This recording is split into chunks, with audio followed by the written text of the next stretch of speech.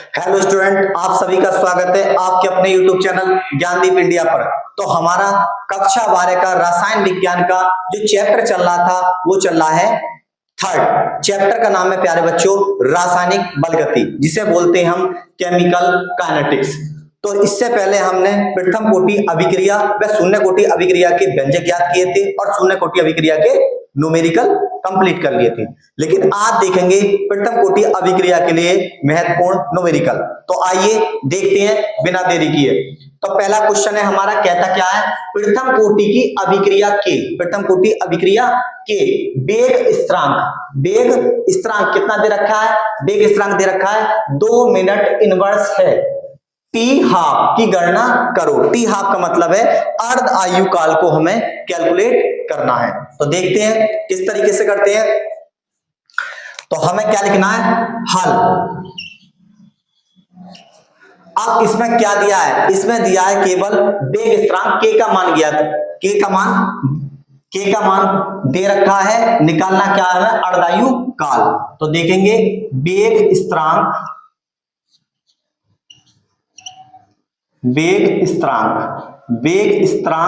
के बराबर कितना दे रखा है?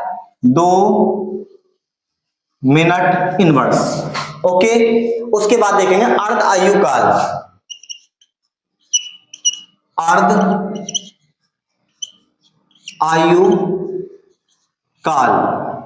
आयु काल दे रखा टी हाफ।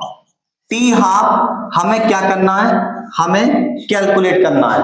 तो देखेंगे आगे प्रथम कोटि अभिक्रिया के लिए। तो लिखेंगे प्रथम कोटि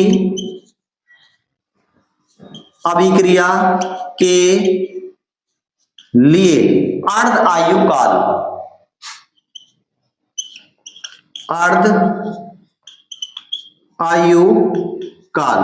तो अर्ध आयु काल का सूत्र क्या होता है? तो अर्ध आयु काल का सूत्र होता है के बराबर 0.693 बटे टी हाफ।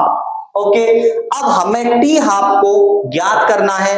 वेग स्थिरांक 2 मिनट इनवर्स दे रखा है। क्या करेंगे? टी हाफ को इधर लाओ तो हो जाएगा टी हाफ बराबर 0.693 बटे के का वैल्यू उठा के यहां पे रखेंगे। कितना होगा? तो ये होगा टी हाफ बराबर 0.693 बटे 2। ओके, दशमलव हटाएंगे, कितने जीरो लगाएंगे? 1 2 3 1 2 3। तो हमारा प्यारे बच्चों टी हाफ बराबर कितना आया? ये आया 693 बटे 2000। ओके, क्या करेंगे?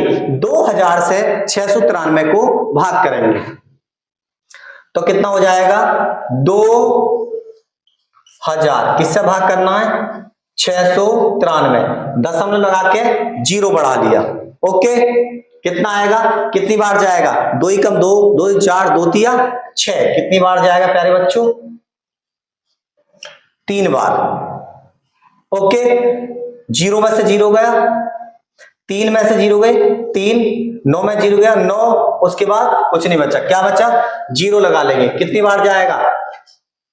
2 एकम 2 4, 2 6, 2 चौक 8, 2 पंजे 10, ज्यादा हो रहा, 2 चौक 8, 0 0 3 और 1। ओके, क्या करें? 1 0 और बढ़ा लेंगे। कितना हो जाएगा? 2 छिक्का 12। तो हमारा टी हाफ कितना आ जाएगा? टी हाफ बराबर आ गया 0.346 और यहां पे कितना दे रखा है प्यारे बच्चों? Minute inverse. तो यहां पे लिखना है हमें मिनट। ये ही हमारा आंसर है। दोबारा देखते हैं, हमारे पास एक प्रश्न दे रखा है प्रथम कोटि की अभिक्रिया के वेग स्थिरांक 2 मिनट इनवर्स है, टी हाफ की गणना कीजिए। तो वेग स्थिरांक के बराबर 2 मिनट इनवर्स। अर्ध आयु काल कितना है? टी हाफ बराबर ज्ञात करना है। प्रथम कोटि अभिक्रिया के लिए अर्ध आयु काल का सूत्र होता है के बराबर 0.693 3 या 0.0693 बटे टी हाफ। टी हाफ को हम उधर ले जाएंगे, कितना आ जाएगा 0.693 बटे के। ओके, उसके बाद टी हाफ बराबर कितना हो जाएगा 0.693 बटे 2, दशमलव घटाएंगे 3 जीरो बढ़ाएंगे। उसके बाद कैलकुलेट करने के बाद हमारा मान जो निकल का आया अर्धायु काल का, तो वो आया 0.346 मिनट। ओके, तो प्लीज इसका स्क्रीनशॉट लीजिए। आगे देखिए नेक्स्ट न्यूमेरिकल। आप देखेंगे प्यारे बच्चों सेकंड प्रश्न। तो प्रथम कोटि अभिक्रिया के लिए, कोई हमारे पास प्रथम कोटि की अभिक्रिया दे रखी है के लिए वेग स्थिरांक के का मान कितना दे रखा है 5.5 गुणा 10 की घात -14 सेकंड इनवर्स है। अभिक्रिया का टी हाफ की गणना कीजिए। क्या ज्ञात करना हमें अर्धायु काल को ज्ञात करना, जो अभी हमने पिछले सवाल में किया था। तो देखेंगे यहां पे लिखेंगे क्या प्यारे बच्चों हल। अब हमें दिया क्या क्या दे रखा है, यहां पे लिखेंगे दिया है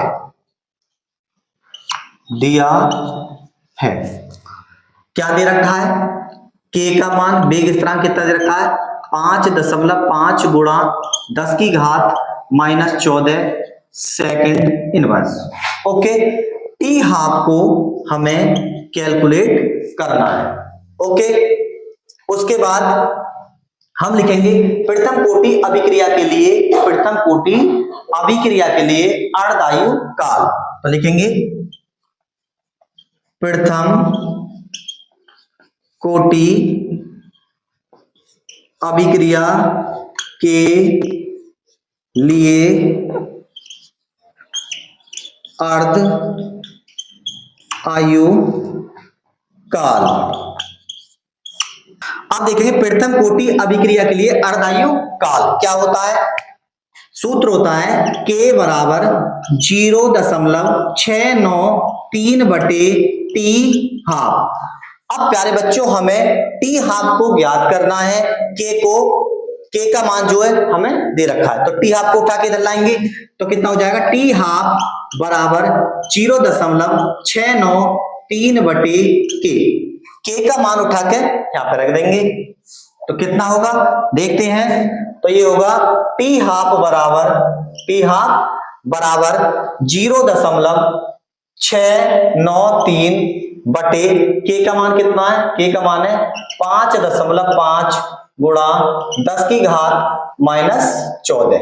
ओके, अब घात जो है हर में अंश में ले जाएंगे तो किसकी हो जाएगी प्लस में, अब माइनस में है तो देखेंगे टी हाफ बराबर 0.693 गुणा 10 की घात 14 बटे कितना हो जाएगा 5.5। क्या करेंगे दशमलव से दशमलव काटेंगे और कितने जीरो बढ़ाएंगे, दशमलव बाद क्या संख्या है 1 2 3, यहां पे कितनी है 1, तो कितने जीरो बढ़ाएंगे 2, कितना हो जाएगा टी हाफ बराबर 693 गुणा 10 की घात 14 बटे 5500। अब 5500 को भाग करेंगे किससे, भाग जो देंगे किससे देंगे 693 में भाग देंगे। तो देखते हैं इधर ये है 693,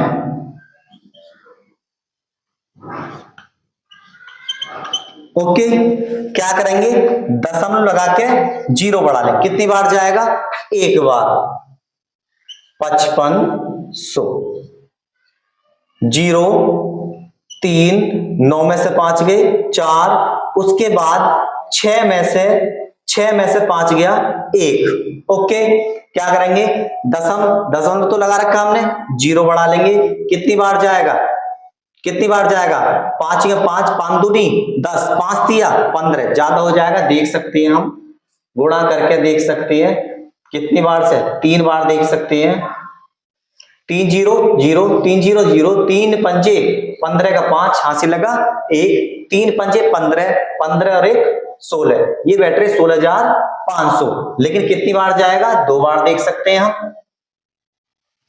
2 0 0 और 2 जीरो जीरो, 2 पंजे 10, 10 का जीरो हासिल लगा 1, 2 पंजे 10 और 1 11। ओके, तो कितनी बार जाएगा?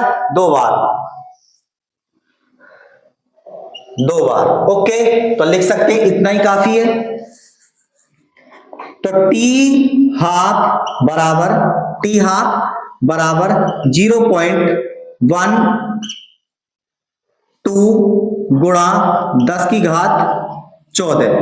अब दशमलव को जीरो हटाएंगे, दशमलव को एक दशमलव को बढ़ाएंगे, तो टी हाफ बराबर 1.2 गुणा 10 की घात 13। अब किस में दे रखा? सेकंड इनवर्स में दे रखा था।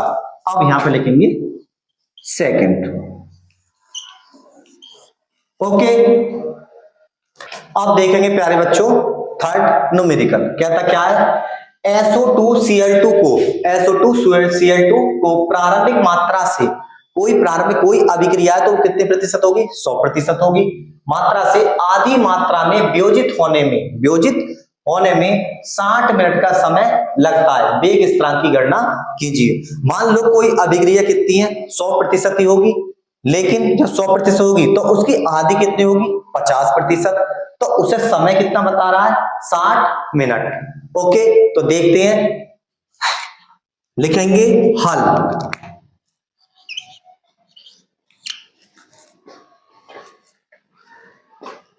लिखेंगे प्रारंभिक मात्रा।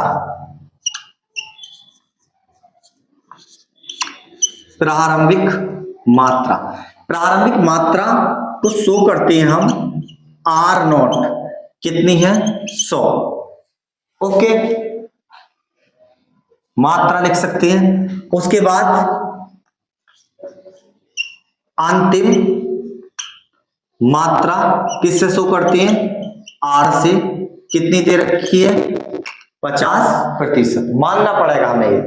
उसके बाद समय T कितना दे रखा है? T दे रखा है प्यारे बच्चों 60 मिनट। उसके बाद हमें क्या ज्ञात करना है? हमें करना वेग स्थिरांक। तो लिखेंगे प्रथम कोटि अभिक्रिया के लिए प्रथम कोटि अभिक्रिया